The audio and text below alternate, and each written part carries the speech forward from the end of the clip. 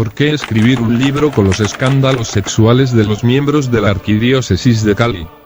Como usted recordará, hace 2 años hice unas denuncias muy concretas y determinadas al señor arzobispo Juan Francisco Sagasti, sobre hechos gravísimos de indisciplina eclesiástica y que se han acrecentado durante su gobierno por falta de control y vigilancia. Pero todas esas denuncias se las llevó el viento.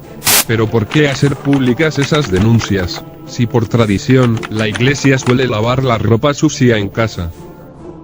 Federico Nietzsche, reconocido ateo, decía: es muy duro decir la verdad. Las verdades calladas envenenan. La Iglesia Católica no puede estar edificada en la mentira. Y la Arquidiócesis de Cali ha tenido una actitud farisea. ¿Cómo es su relación con el arzobispo de Cali? Con él no he tenido ninguna discusión. Le tengo respeto. Oro por él. Pero en el aspecto clerical le censuro lo que considero es censurable a la luz del derecho canónico. ¿Las denuncias de su libro son concretamente contra el arzobispo Sagasti? No, lo involucran en el sentido de que actuaba con lenidad, no hacía cumplir la disciplina eclesiástica, ni cumplía con las normas de la Santa Madre Iglesia, que prohíbe ordenar sacerdotes con tendencias arraigadas hacia el homosexualismo. ¿Quién le dio la espalda, en el momento que hizo esas denuncias? El arzobispo, pese a que era su deber canónico y obligación. Se anunciaron investigaciones que jamás se hicieron y hoy no hay sanciones ni castigos. ¿De qué calibre son las denuncias que recopila en su libro? De homosexualismo, pederastia, sacerdotes con hijos, con demandas ante el ICBF, corrupción, en fin, toda clase de violaciones directas a la disciplina del celibato. ¿Cómo así que algunos sacerdotes usaban las limosnas para pagar sus favores homosexuales? En el libro detallo sin nombres esos episodios que ocurrieron en la Catedral de Cali. Por ejemplo, habían sacerdotes que pedían plata para los pobres, y lo entregaban a quienes los acompañaban en sus tendencias homosexuales. El título de su libro, Hacia un clero gay, ¿no es muy duro e injusto? Es duro pero real. Lo que hace es denunciar una tendencia que se está presentando en la Iglesia Católica. La experiencia durante mis 45 años de vida sacerdotal me dan autoridad moral para hacer ese análisis. ¿Qué es lo que desea expresar con el subtítulo Antihistoria de un centenario? Porque en el año 2010 vamos a celebrar el primer centenario de la Iglesia Católica en Cali, y aprovecharé esa coyuntura para contar algunas verdades sobre cómo la Iglesia en los últimos 30 años se inclina por perfiles de sacerdotes con rasgos afeminados. Dulces. Obedientes. Sumisos. No críticos, y que se acojan siempre al rol autoritario del obispo y demás superiores. Según usted, la misma Iglesia es la responsable del homosexualismo en sus filas. Sí. Desde los seminarios están potenciando un complejo de Edipo eclesial, del cual no se recuperan los sacerdotes. Son personas inmaduras.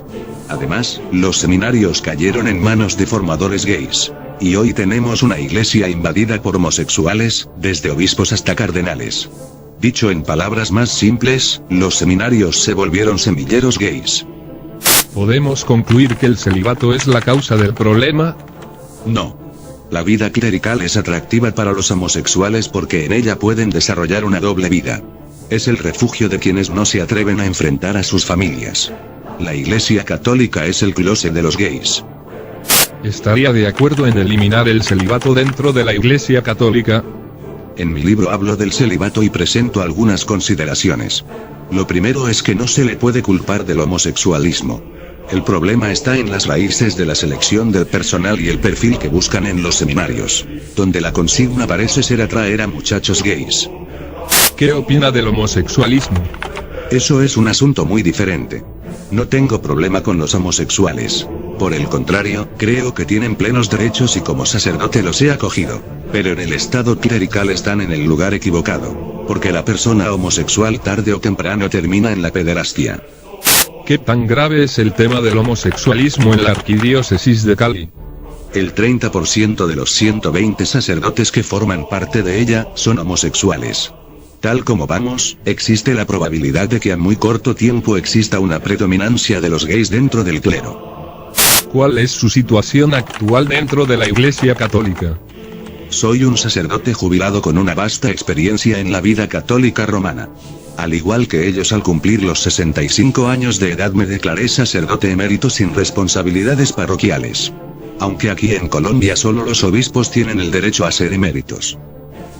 Con ese concepto que usted tiene de los problemas de la Iglesia Católica, ¿no ha sido objeto de acosos?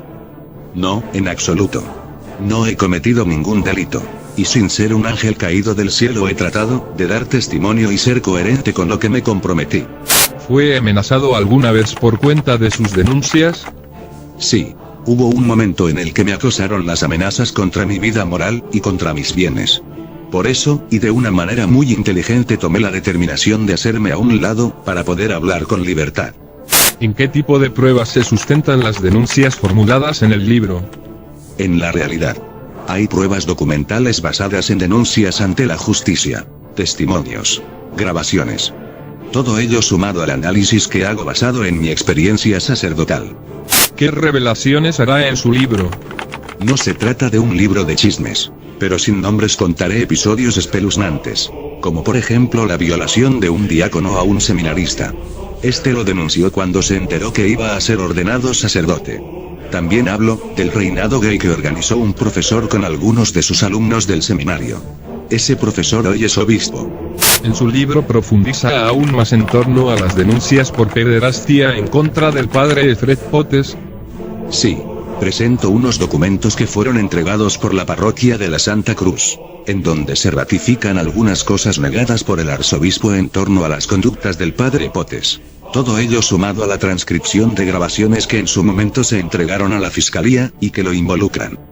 ¿Cuántas páginas tendrá? Es un libro normal con aproximadamente 200 páginas. Tiene muchas notas explicativas, bibliografías, y contiene unos capítulos donde presento hechos claros. ¿Ya tiene editorial? Estoy en contacto con una persona cercana a la editorial Oveja Negra. Pero tenga la plena seguridad de que el libro será publicado. ¿Y cuándo saldrá a la venta al público? Por el subtítulo quiero que coincida con el año 2010, para que sea la antihistoria de un centenario. Y como lo que critico en él, es el culto al tapen y las apariencias de algunos miembros de la Iglesia Católica. ¿Le preocupa que la Iglesia Católica impida que se publique? La verdad no. Por el contrario, creo que algún sector jerárquico dentro de la Iglesia aprueba que estas cosas se hagan públicas.